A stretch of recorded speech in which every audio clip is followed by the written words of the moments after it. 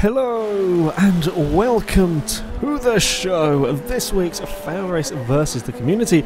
We are racing C-Class cars with small engines. Everything here is a 1.6 litre or less. Our first race would go to the Laguna Seca Raceway, and turn 1 was remarkably calm. In all honesty, turn 1 here can often be a bit hectic, as it's sort of quite a wide running, quite a long turn. We often get 3 or 4 wide at times.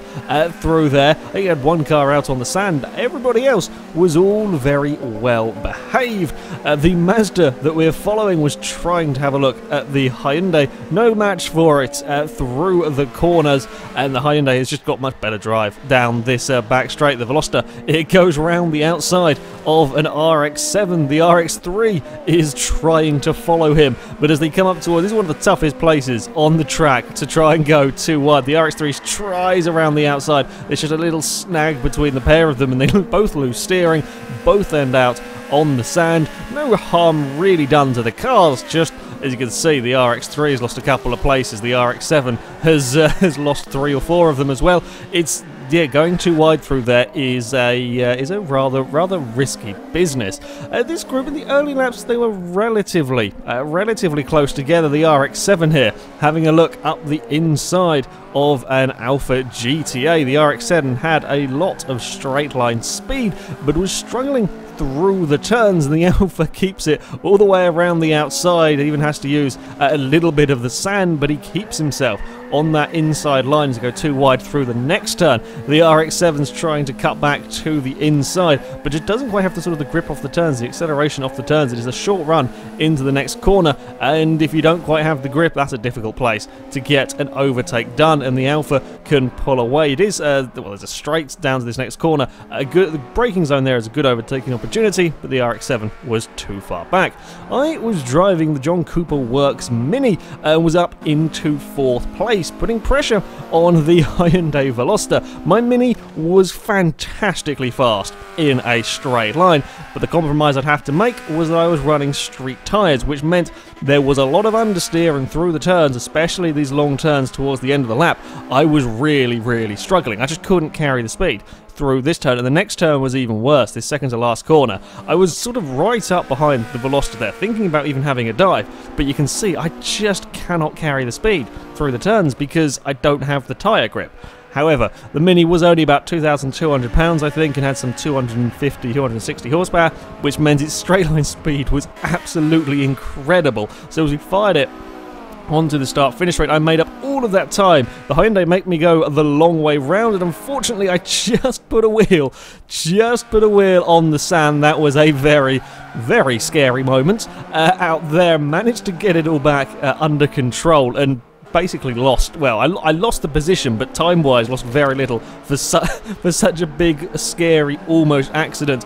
Yeah, you don't want to be doing that. Don't want to be putting a wheel out on the sand over there, but I managed to keep the Mini under control. Further back, there was a little bit more battling going on. The yellow Veloster here had suffered engine damage at some point. Must have downshifted dodgy at some point. I didn't notice the car have a crash particularly, but yeah, the yellow Veloster was struggling with engine damage, which meant he had none of the straight line speed. However, was very good through the turns and making a nuisance of himself against the Civic there. The Veloster was just too fast through the corner, could get past the Civic, and then the engine damage kicks in. Surprised the RX-7 here with just how slow it was in a straight line. Yeah, you get engine damage, you're in a little bit of trouble here. Of course, now we're going up to some corners, and the RX-7 is still fighting to try and find a way past. The Veloster's got so much grip, he can keep it around the outside. Then comes the Mazda Speed, manages to just cut in front of the Hyundai through the turns, but then doesn't have the grip. The Hyundai's back up the inside, and the lack of speed is causing more problems for the Veloster. He gives it a go through this turn, slightly bumps the side of the RX-7. In the end, it wouldn't have mattered even if it got up alongside there. The Mazda in the end would have just out-dragged him. At the front, though, it was an Alpha GTA that was to go on to take victory, having started towards the front of the grid, got to the lead on lap 1 and promptly vanished, while the rest of us were busy squabbling and working our way through the order. As fastest lap-wise weren't that difference between the top cars, but yeah, getting that distance at the start is always useful. You can see how far he'd pulled ahead of the rest of us. Unfortunately, me and a Toyota that were in second and third, we got tangled up with the back marker, which means the Veloster would end up coming in second. Toyota would recover to third. I would drop to the back of the field. Race number 2, we would go to the Silverstone International Circuit. As we come up towards turn 1, again, it's another turn 1 here. It's a sort of a wide, open, inviting turn 1.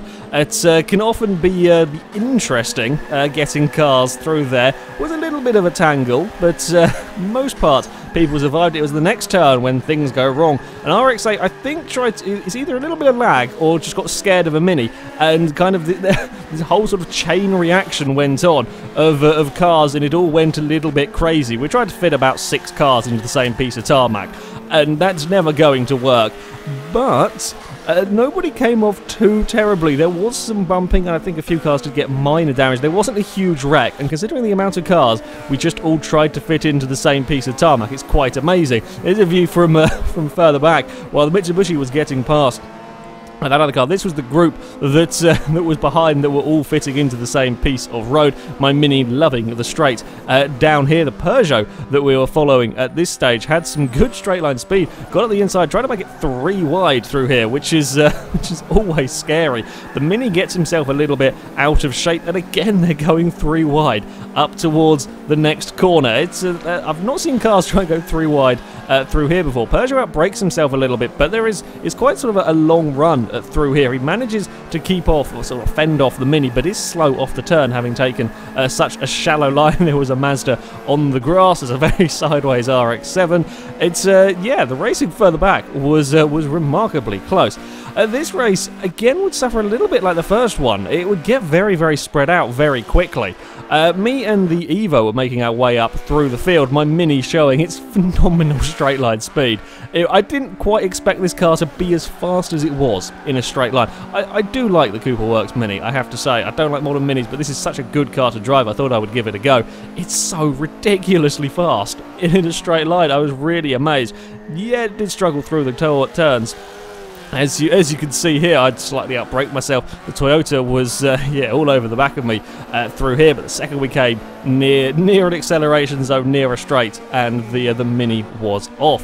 Further back, and they were battling over I think it was over 9th or 10th place around here, between a couple of the Mazdas. The RX-8 giving us a nice close-up of the rear of the Buzz Box. The RX-8 here, the much faster car in a straight line. The Buzz Box much quicker through the turns, and while they were sort of closing up and battling amongst themselves, the Datsun was catching up to the pair of them. You can see how much better the RX-7 is through the turns there. He's pulled a decent gap back to that RX-8. We've also got a ghost code that decided he wanted to be in a video. Just sort of floated his way across the track to make sure that you would notice him.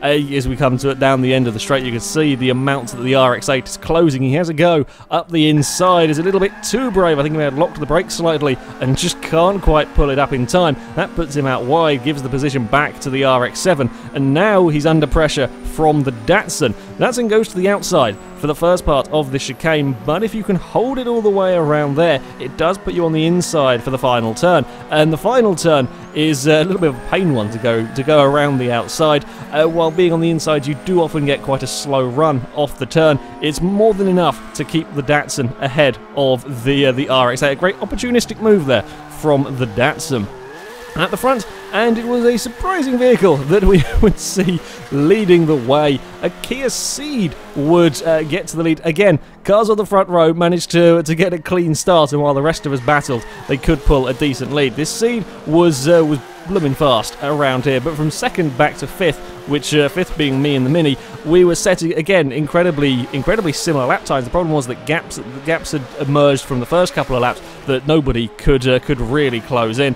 So yeah, a little bit of a shame, because again, a lot of fast cars, a lot of close cars in this one, just were a little bit spread out. Again, this is further back. The closest finish would be over sort of towards the back end of the top 10. This RX-7 catching up to a battle between a Toyota and a Lotus Cortina. Cortina had tried to make make a move stick and couldn't quite get past, ends up having a slow run off this final turn. The Mazda saw his opportunity, got up the inside, side by side around that final turn, and the RX-7 gets the position. Again, some more great opportunistic overtakes going on there in the final lap, and then the Mazda carries on racing with the Toyota after finishing. Our final race would go to the Road Atlanta short circuit. You can see how slow my front wheel drive Mini is at getting off the line, and then we have all of the speed up towards turn 1 as I caught, despite my terrible start. This thing is so slow off the line compared to most of the cars here that are rear wheel drive. But this acceleration is so much, it's right up with the group by turn 1. Things are very hectic at the start of this race. There are so many cars, again, in such a small amount of space as we run down the hill, and I had the prime view of all of the craziness. It was 3 wide and 2 wide cars, sliding cars are on the grass. I spot a gap and go up the inside of, well, just about everything as we come into the seemingly never-ending right-hander. Managed to get up the inside of the Cortina, and then I'm on the back of the RX-3 trying to use that straight line speed of my Mini there, 3 wide further back as well. Well done to everybody for getting through there. Cars were sideways and yeah, only just about in control through there. Everybody made it through cleanly, which was yeah, that I was slightly scared following that crazy group, but no, we all got through it without any issues at the front, and things were close between the three, or between the lead group. A Mini was leading the way, followed by a Renault 5 and the Mercedes 190e Cosworth that we are following. The Mercedes had a look up the inside again, going around this never-ending corner. The Renault, though, just had that little bit too much grip as they run on to the the back straight. Mercedes is still looking, and Mercedes with some decent straight line speed down here. Jinx to the inside. The Renault can't do too much about it. I'm still fighting in the background against an RX-3. I couldn't get the move done on the Mazda. However, I think the Mazda actually ended up running out wide there and I got past him. The Mercedes, though, has got the move done on the Renault. Got to be careful through this final corner. We do see a surprising number of overtakes, despite how scary that final turn is. You do see a surprising number of overtakes through there.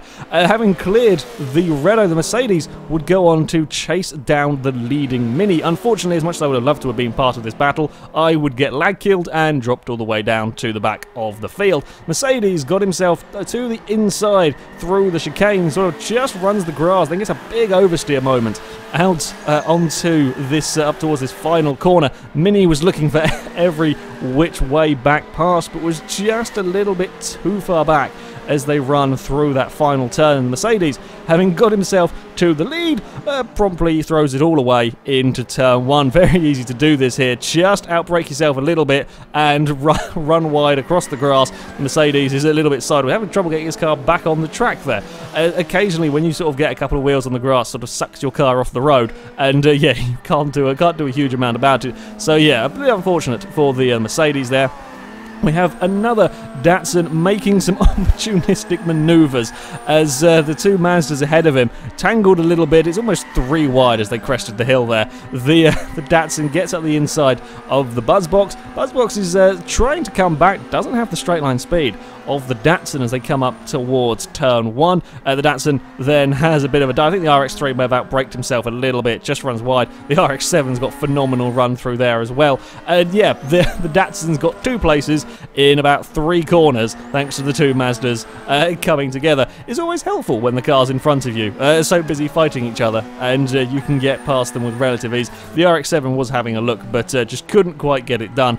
Yeah, there was some close racing. Certainly the front this time, it was much closer between these 3. Actually, a really good race, this lot, at the front. The Mini was holding on to the lead as they came on to the final lap, but he was certainly coming under pressure from the Renault 5. Renault using all of the track down there with a wheel on the grass. The Renault and Mini seemed fairly evenly matched. The Mercedes, after his off, had dropped back, was catching them but was running out of time. Mercedes with that straight line speed down this back straight. The Renault was just not quite close enough. He thinks about it, but he's not quite close enough. Of course, both of these cars more likely to be handling vehicles. The Renault just couldn't get the sort of the acceleration, couldn't get the speed to pull alongside the Mini as they come up towards the final corner. Again, the Renault's looking, but he can't do anything about the Mini. The Mercedes is coming as well, and they all cross the line very, very close together. It was a really rather good race at the front of this one. Probably one of the closest sort of three-car finishes we've seen for a long time. Yeah, it was good fun watching this one. I would have loved to have been part of it, as I said. Little bit of a shame, but unfortunately, you know, that's what lag can do to some of these races. It was surprisingly spread out for C-Class. A lot of the races we had, sort of a lot of cars just, they were sort of kind of close on track, but there was not a huge amount of overtaking going on. It's just how the races ended up going. But that is it for this versus the community. The next one shall be on Thursday, the 9th of July. We're going to be on Forza 5 doing a one-make race. We shall be running the 2000 Ford SVT Cobra R in A-Class. So you can build it however you want. Up to A-Class, you can go for perhaps a power build for more straight line speed, or you can go for a more handling build. You can even convert the drivetrain to four-wheel drive if you like, but as long as it's in A-Class, then yeah, that is the car that we will be running. Single make races often come up with some very close racing, so yeah, I am very much looking forward to that. And if you want to sign up and take part, then you can go to our forums. There will be a link in the description. Find the FailRace versus the community section, and the sign-up thread will be in there. But that is it from me. Thank you very much for watching, and until next time, goodbye.